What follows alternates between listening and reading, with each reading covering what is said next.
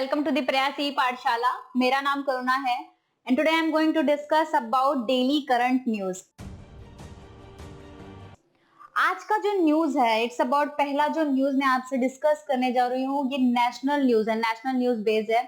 इसमें हमारे union state minister doctor Jitendra Singh हैं, उन्होंने बताया है कि India will cover Doppler weather radar network by 2025 तक इंडिया इस रडार नेटवर्क को कवर कर लेगा।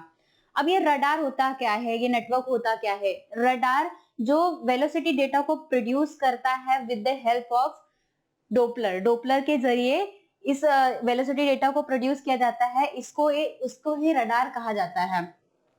ये जो नेटवर्क है ये वेदर को अच्छे तरीके से मॉनिटर करेगा, अच्छे तरीके से मजबूत बनाएगा, उसकी कैपेबिलिटीज को अच्छे तरीके से मजबूत बनाएगा ये नेटवर्क।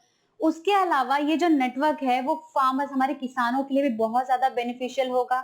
उनको वेदर का पता चलता रहेगा कि कैसा वेदर है कैसा नहीं है, खेती करने में उनको बहुत ज्यादा आसानी रहेगी। इसके अलावा जो स्टेक होल्डर्स हैं उनके लिए भी ये चीज बेनिफिशियल रहेगी और इस सिस्टम, इस नेटवर्क के थ्रू हमारे इकोनॉमी में भी अच्छा इंपैक्ट पड़ेगा, हमारी इकोनॉमी भी आगे बढ़ेगी। इसके अलावा जो इंडियन मेट्रोलॉजिकल डिपार्टमेंट है, ये जो डोपलर वेदर रडार नेटवर्क है ये इंडियन मेट्रोलॉजिकल डिपार्टमेंट के अंदर ही आती है और इसका प्रेडिक्शन ये है कि आने वाला जो वेदर फोरकास्ट है उसमें इंक्रीज होगा, 20 से 40% का इंक्रीज किया जाएगा। ये आईएमडी का प्रेडिक्शन है और डिफरेंट वेदर फोरकास्ट को प्रेडिक्ट किया गया है जो लास्ट 5 ईयर से हैं, जो लास्ट 5 ईयर के हैं उसके बेस्ड पे इस नेटवर्क के जरिए इस चीज को प्रेडिक्ट किया गया है। आईएमडी जो है वो, अगर स्टैटिक पार्ट में थोड़ा आपको बताऊं तो आईएमडी 15 जनवरी 1875 को फाउंड किया गया था। Move to the next news.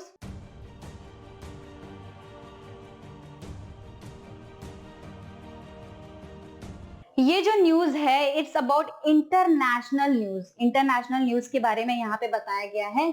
Just have a look, देखते हैं क्या बोला गया है।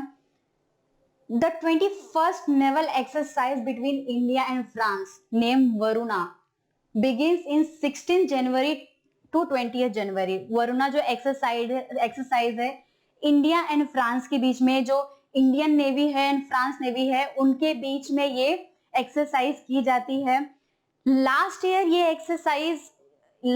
एक्सरसाइज जो है वो 30 मार्च से लेके 3 अप्रैल के बीच में हुई थी, वो भी अरेबियन सी में हुई थी और इस बार का वो 20th एडिशन था।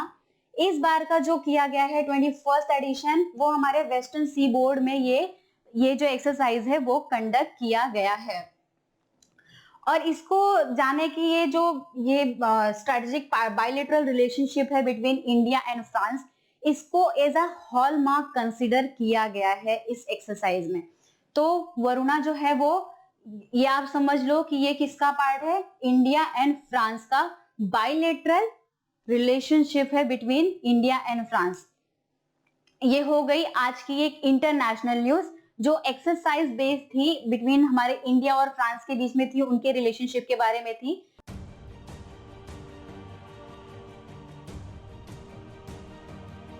थर्ड न्यूज है हमारी banking news, banking based news है। देखते हैं इसमें हमारे रिजर्व बैंक ऑफ इंडिया ने एक्विजिशन एंड होल्डिंग में कुछ चेंजेस किए हैं, कुछ मॉडिफिकेशन किए हैं, उसके बारे में बताया है। जो बैंक की जो ओनरशिप है एंड कंट्रोल है उसमें इंश्योर किया गया है कि उसमें विविधता होगी, डाइवर्सिफाइड होगा, उसको अच्छी तरीके से मेंटेन किया जाएगा।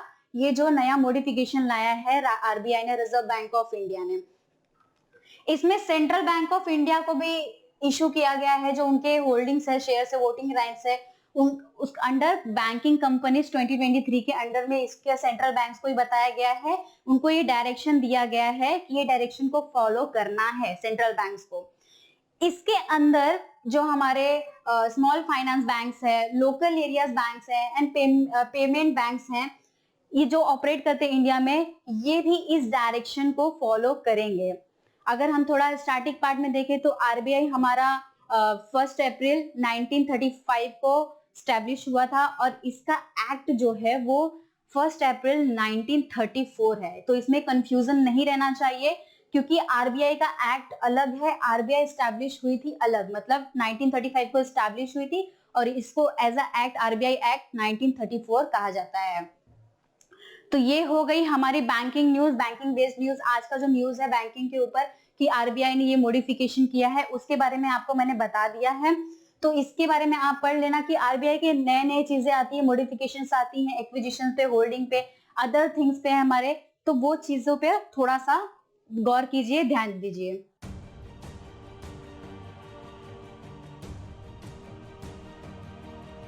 इसके अलावा हमारी जो फोर्थ न्यूज है, इट्स अबाउट अपॉइंटमेंट। अपॉइंटमेंट हुआ है, किसका हुआ है, किस लिए, कहाँ हुआ है, ये हम देखते हैं। जो हमारे रिटायर्ड डायरेक्टर जनरल हैं border, BSF border security force के रिटायर्ड डीजी हैं पंकज कुमार सिंह, वो अपॉइंट हुए हैं as a deputy national security adviser. Deputy national security adviser appoint हुए हैं हमारे रिटायर्ड डीजी पंकज कुमार सिंह, जो हमारे बीएसएफ के रिटायर्ड हैं, एक्स एक्स डीजी बोल सकते हैं हम उनको। कहाँ अपॉइंट हुए हैं? नेशनल सिक्योरिटी काउंसिल सेक्रेटरीट में अपॉइंट किए गए हैं as a deputy national security adviser के रूप में। इनका जो पीरियड है, ये कितने कितने टाइम के लिए? सिर्फ 2 सालों के लिए अपॉइंट हुए हैं ये। और इनका जो जब ये कब रिटायर्ड हुए थे, इनका रिटायर्ड डेट है 31 दिसंबर 2022 को ये रिटायर्ड हुए थे एज अ बीएसएफ का जो पोस्ट, चेयरमैन का पोस्ट था इनका, वो 31 दिसंबर को इनका लास्ट डेट था। इनको रिटायरमेंट उस दिन मिली थी। इसके अलावा अगर हम, ये तो हो गए, ये इनको as a deputy national security adviser appoint किया गया है। हमारे करंट जो हमारे अभी के नेशनल सिक्योरिटी एडवाइजर वो हैं अजीत कुमार दोवल, ये 5th नेशनल सिक्योरिटी एडवाइजर हैं। और जो हमारा एनएसए है, नेशनल सिक्योरिटी एडवाइजर, वो 19 नवंबर 1998 को स्टैब्लिश किया गया था। इट्स ऑल अबाउट अपॉइंटमेंट कि इनका अपॉइंटमेंट हुआ है। अच्छी न्यूज है, बहुत बड़ी न्यूज है कि हमारे बीएसएफ के जो चेयरमैन है पंकज कुमार सिंह, उनको as a deputy national security adviser के रूप में अपॉइंट किया गया है, उनको ये पद मिला है। ये बहुत अच्छी न्यूज है।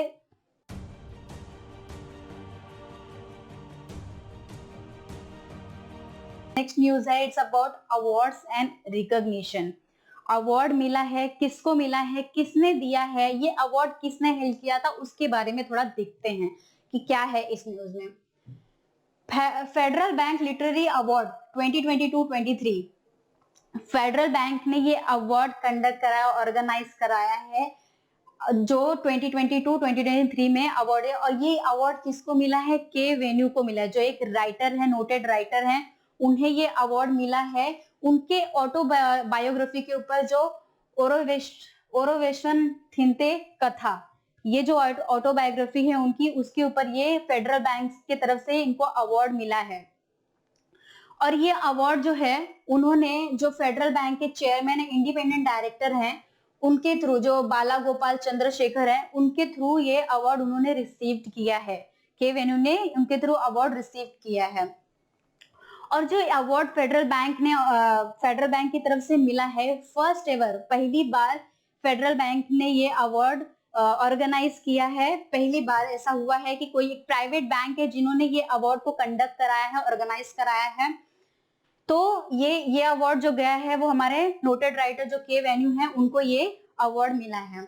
अगर थोड़ा उन फेडरल बैंक के बारे में जाने तो उसका हेडक्वार्टर अलुवा कोची केरला में है, और फेडरल बैंक के सीईओ श्याम श्रीवास्तव है। और ये जो केरला का फेस्टिवल है, उसका ये पार्ट है, ये जो अवार्ड मिला हुआ है, ये केरला फेस्टिवल का, कोची केरला फेस्टिवल का पार्ट है ये। तो आज का ये न्यूज हुआ, आज का इतना न्यूज था।